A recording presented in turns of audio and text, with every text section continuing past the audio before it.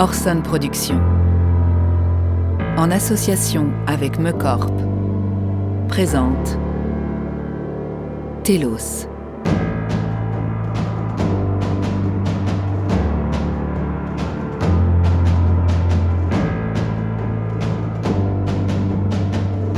Créé par Morgane Sommet et Romain Mallet.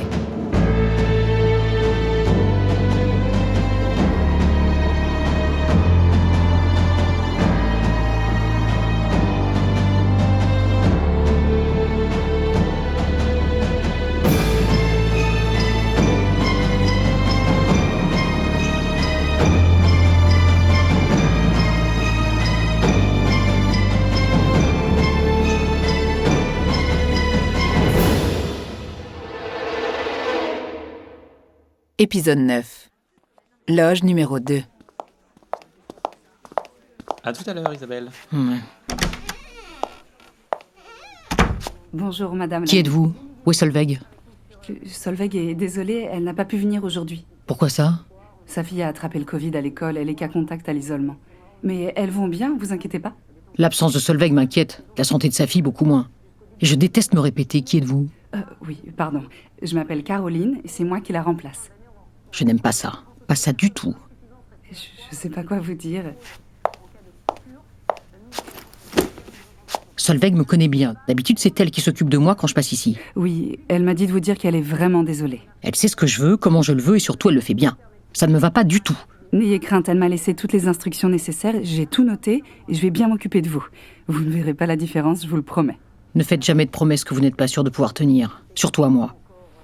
Tenez, Solveig m'a précisé que vous vouliez que la porte de la loge soit fermée à clé, alors... Ça vous va comme ça? Oui.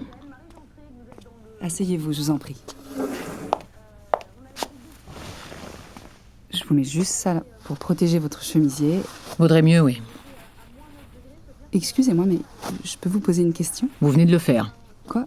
Ah, oui, pardon. Et arrêtez de vous excuser, je déteste ça. Ah oui, désolé, pardon, oui. C'est juste que... Enfin, pourquoi vous voulez absolument que la porte reste fermée? Parce que mon directeur de cabinet ne peut pas s'empêcher de me consulter pour tout et n'importe quoi en permanence. Au moins comme ça, j'ai un quart d'heure à moi, une fois dans la journée. Oui, je comprends mieux, oui. Bon, entre nous, vous avez bien raison. On a toutes besoin d'un petit moment rien qu'à nous de temps en temps. On va dire ça. Alors pour vos cheveux, Solveig m'a dit de commencer par la frange, c'est bien ça? Oui. Et j'ai besoin qu'on leur redonne du volume. Ils ont tendance à s'affaisser au fur et à mesure de la journée. Et j'ai déjà eu une grosse journée. Pas de souci, c'est noté. Quant au maquillage, il faut me gommer toutes ces petites rides là, au coin des yeux et de la bouche. Bien sûr, je m'en charge. Ça devrait aller vite, vous avez une très belle peau. Je sais pas quel âge vous avez exactement, mais je peux vous dire que vous les faites pas. Je peux vous enregistrer? Je suis sûre que les réseaux sociaux apprécieraient. Ils n'ont pas vraiment la même opinion que vous. Ah oui? Moi, je vous ai toujours trouvée très belle en interview. Penchez la tête, s'il vous plaît. Vous pouvez surtout féliciter Solveig. Avec elle, je parais 5 ans de moins à tous les coups. Je sais pas comment elle fait. J'ai essayé de refaire la même chose chez moi, mais ça rend pas pareil dans ma salle de bain. Ouais, il faut bien qu'on serve à quelque chose. C'est important l'image qu'on donne de soi. Ah ça, et encore plus quand on est une femme politique, vous pouvez me croire. Redressez le menton, s'il vous plaît. Si j'ai appris quelque chose en faisant ce boulot, c'est qu'on ne laisse rien passer à une femme. Jamais. Elle sera toujours attaquée sur son look, quoi qu'elle fasse. C'est sûr. Prenez n'importe quel homme politique. Il peut baffrer matin, midi et soir, avoir un ventre plus gros que son ego et se mettre la tête à l'envers au bar de l'Assemblée toute la journée. Personne n'en aura rien à foutre. Mais alors, qu'une femme ose sortir de chez elle avec une ride ou un cheveu blanc, et là, alors là, tout de suite, c'est la fin du monde. Ouais, je comprends, oui. Bon, nous aussi, on le remarque à notre façon. C'est-à-dire? Eh bien, en général, je passe facilement un bon quart d'heure sur chaque femme dont je m'occupe, parce qu'elles savent qu'on va leur tomber dessus, sinon. Mais les hommes, eux, c'est expédié en 5 minutes chrono. Un petit coup de poudre pour la forme et hop, ils enchaînent devant les caméras. C'est exactement ça.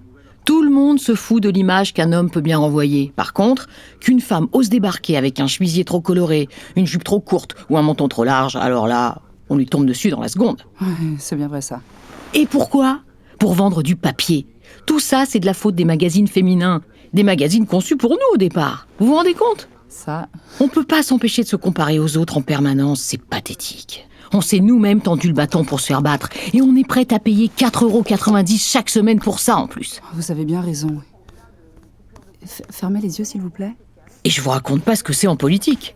Vous avez beau aborder des problèmes qui touchent à la vie de tous les Français, traiter des sujets dont dépendent des millions de gens, il suffit que vous ayez mis une nouvelle paire de talons pour que tout votre message passe à la trappe. Ah oui? Ça vous est déjà arrivé? Pas qu'une fois, et pour des raisons toutes plus idiotes les unes que les autres. J'ai beau être la ministre de l'économie de la 6e puissance mondiale, mon discours politique passe systématiquement au second plan. J'imagine même pas ce que ça doit être pour la présidente. Grimaud, elle est forte.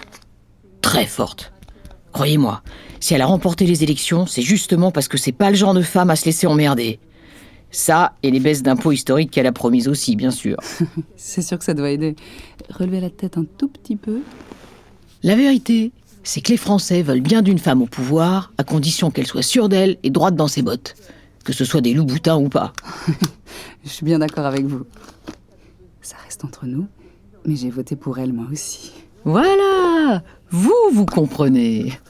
Vous êtes moins bas du front que vos collègues journalistes. Oula, comme vous y allez. Comment ça? Bon, eh bien, disons que collègues, c'est un peu exagéré. Parce qu'à part essayer de les faire ressembler à quelque chose de décent après leur coucherie de la veille, on n'a pas grand-chose à se raconter à la machine à café, on va dire. Vous devez en voir de belles avec tout le showbiz qui passe ici. Ça, c'est sûr. Mais entre nous, pas autant qu'avec les politiciens qu'on reçoit. Ah oui? C'est-à-dire? On voit de ces trucs certains jours. Et on en entend aussi. Comme quoi?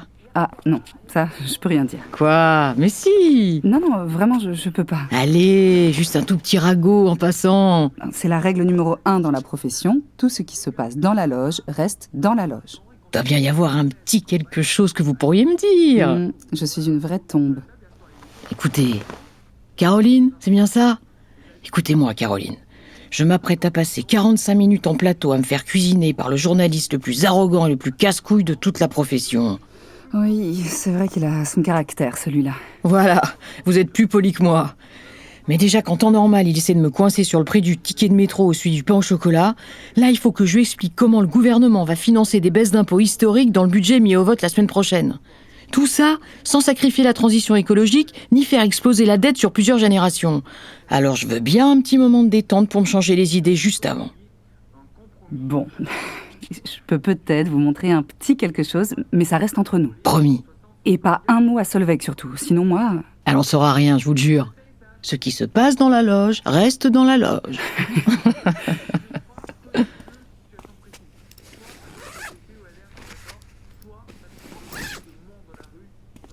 Tenez, Qu'est-ce que c'est? regardez, vous allez comprendre. Mais attendez, mais comment est-ce que... Je comprends pas, mais ce sont... Les relevés de vos comptes cachés à l'étranger. Vanuatu, Panama, Seychelles, que des paradis fiscaux. De quoi passer de chouettes vacances. Mais qu'est-ce que... Mais comment vous avez obtenu ça? Ça n'a aucune importance. Ce qui est important, c'est que les Français n'apprennent pas que leur ministre de l'économie cache des comptes à l'étranger. Surtout quand elle a fait de l'intégrité sa marque de fabrique, que la lutte contre l'évasion fiscale est son cheval de bataille, et qu'elle ambitionne de devenir présidente de la République dans un futur proche. Putain, mais vous êtes qui? Pour vous, je suis Caroline la maquilleuse, et ça suffit amplement. Et je baisserais d'un ton si j'étais vous. Sinon votre directeur de cabinet va finir par pointer le bout de son nez, et je ne crois pas que vous vouliez qu'il le fourre dans tous ses dossiers. Qu'est-ce que vous me voulez? Pourquoi vous me montrez tout ça? Oh, pas besoin de me jeter un regard pareil, tout ça, ce ne sont que des chiffres. Bon, c'est vrai que mis bout à bout, ça fait une belle somme. Je vous avoue que j'ai pas calculé le total, mais vu d'ici, il y a quand même un sacré paquet de zéros. Vous vous trompez. Vous vous adressez à la mauvaise personne. Ne vous inquiétez pas, vous pouvez bien faire ce que vous voulez de votre temps libre, ça ne me regarde pas. Par contre, ça risque d'intéresser énormément de monde du côté du parquet financier. Et d'après ce que je sais sur vos amis à l'origine de ces fonds, ça risque d'intéresser aussi pas mal de gens à l'antiterrorisme. Pour qui travaillez-vous? Mais pour vous, Quoi? Qu'est-ce que vous racontez? tout ce que je fais, je le fais pour l'humanité tout entière. Et même si ça ne m'enchante pas, vous en faites partie. Trop aimable, mais ça répond pas à ma question. Qui vous envoie?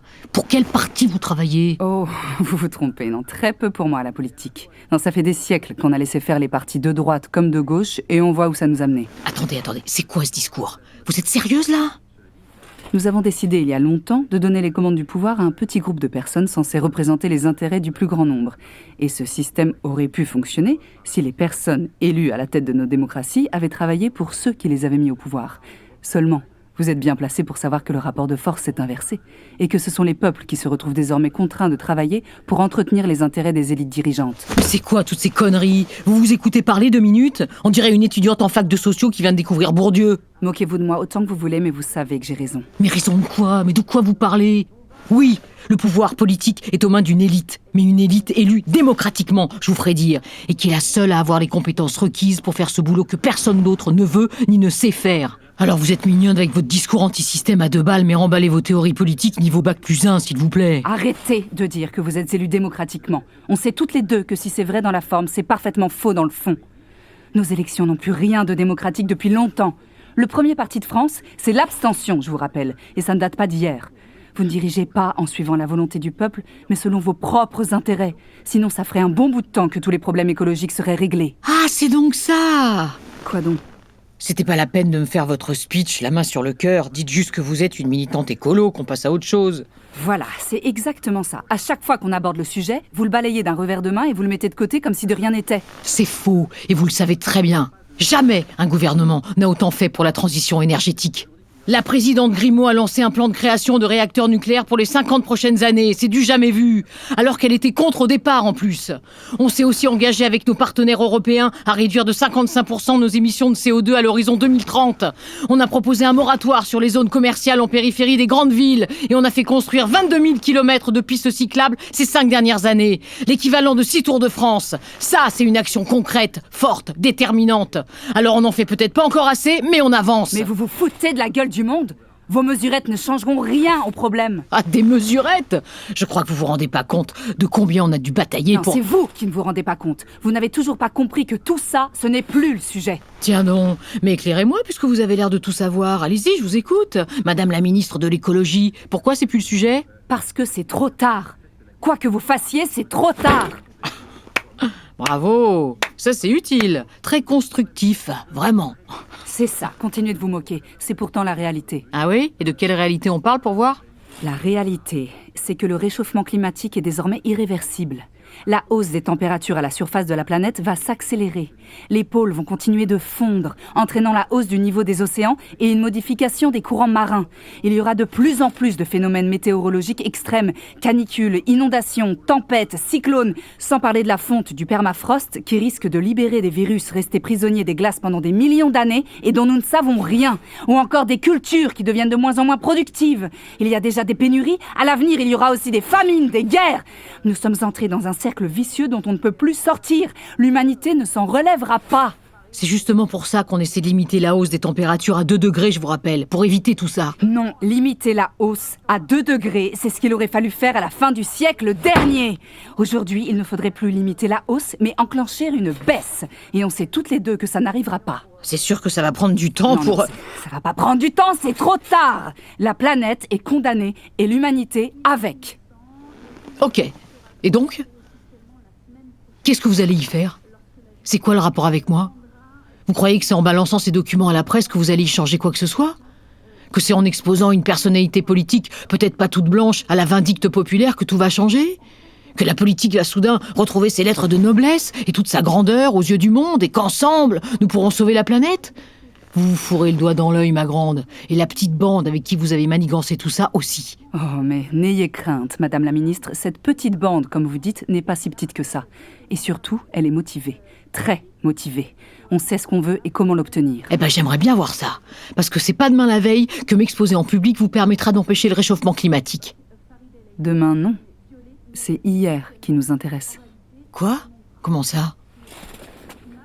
Si nous avons perdu la bataille pour le climat, c'est parce que nous avons fait le mauvais choix pendant des dizaines et des dizaines d'années. Le mauvais choix? Mais qu'est-ce que vous racontez encore? Nous avons tout misé sur les énergies fossiles comme si cette ressource était compatible avec le fait de se retrouver à plus de 7 milliards d'humains biberonnés à la croissance et au progrès. Ouais, c'est sûr, on aurait pu en rester au silex et au feu de bois dans nos grottes, mais on s'est vite rendu compte que les iPhones et les allers-retours à Bali, c'était plutôt sympa en fait.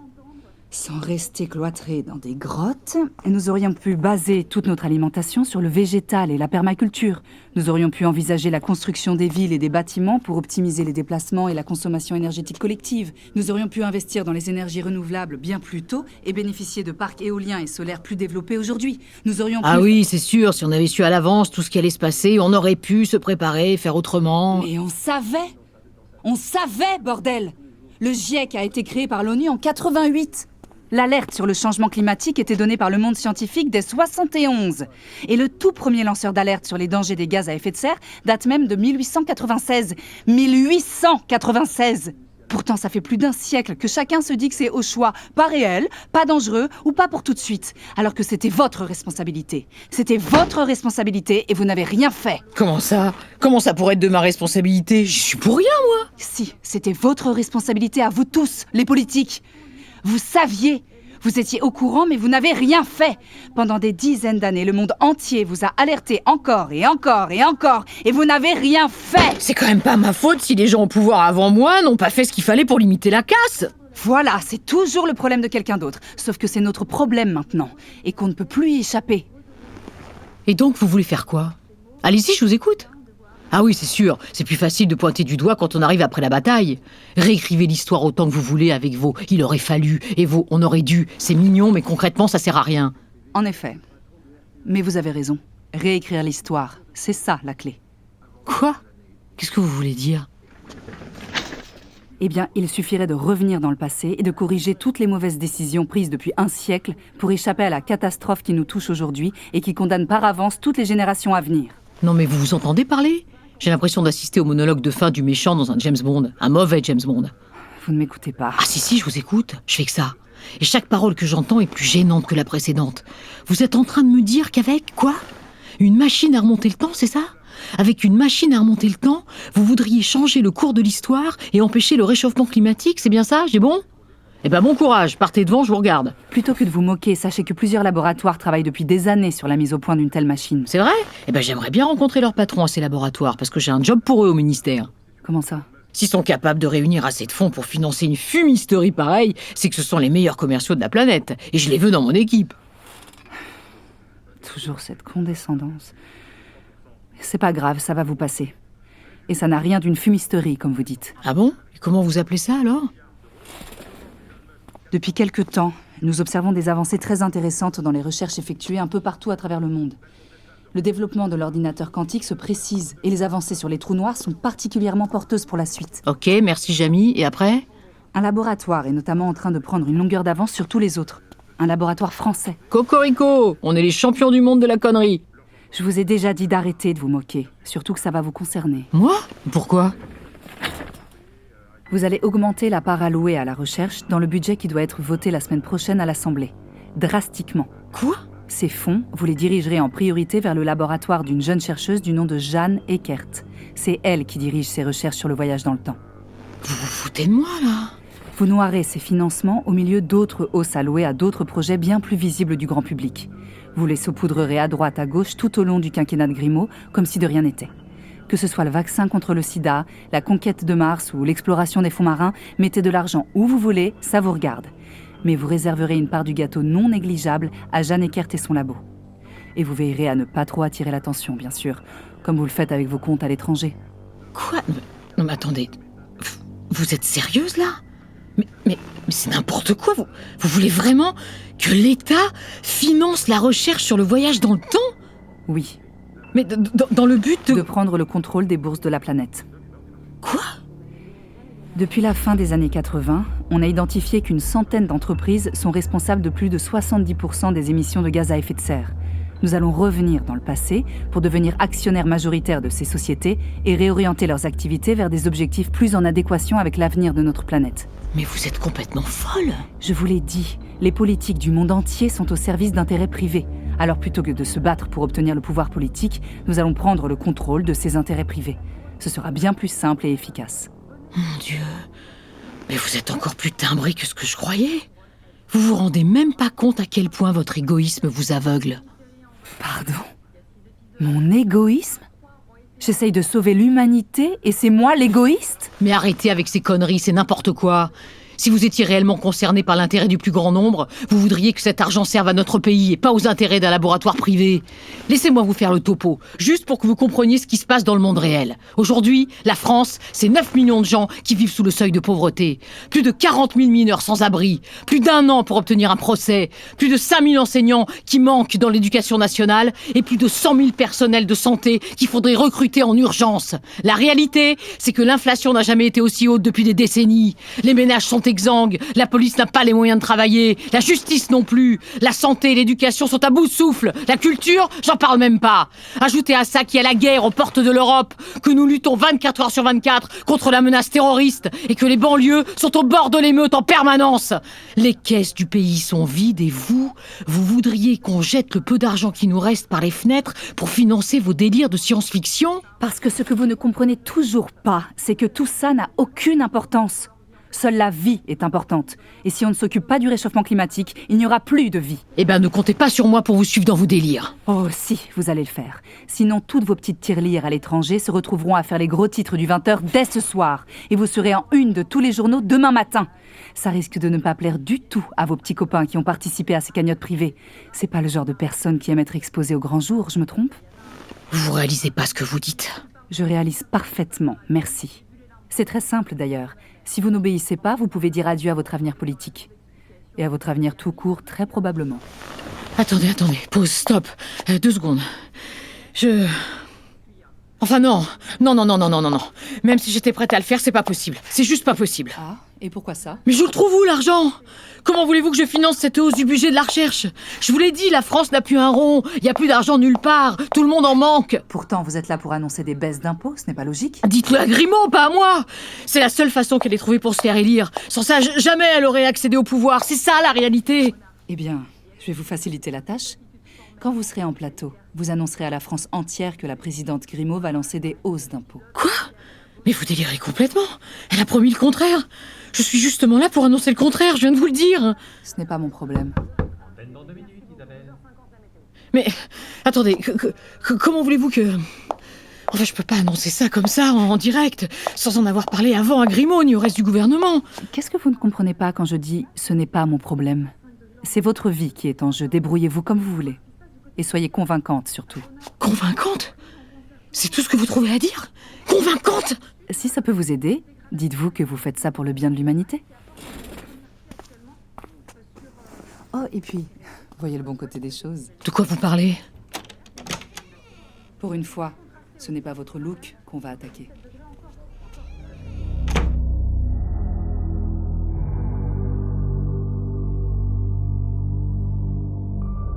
Télos est un podcast Orson Productions. Écrit par Morgane Sommet et Romain Mallet. Avec les voix de Maëlia Gentil dans le rôle de Caroline et Anne Bouvier dans le rôle d'Isabelle Quinsac. Voix additionnelle, Arthur Maître. Réalisation, Romain Mallet et Morgane Sommet. Montage, Morgane Sommet. Sound design et mixage, Arthur Maître. Musique originale, Zoé H et Daniel Armand. Moyens techniques, Studio Badge. Télos est disponible sur Apple Podcasts, Spotify, Deezer et toutes vos plateformes d'écoute de podcasts. Pour nous soutenir, n'hésitez pas à nous laisser un commentaire, à nous mettre 5 étoiles et à partager Télos sur vos réseaux sociaux. N'oubliez pas, passé, présent ou futur, le prochain épisode existe déjà. Télos est une création originale Orson Productions. Retrouvez tous nos podcasts sur orsonproduction.com.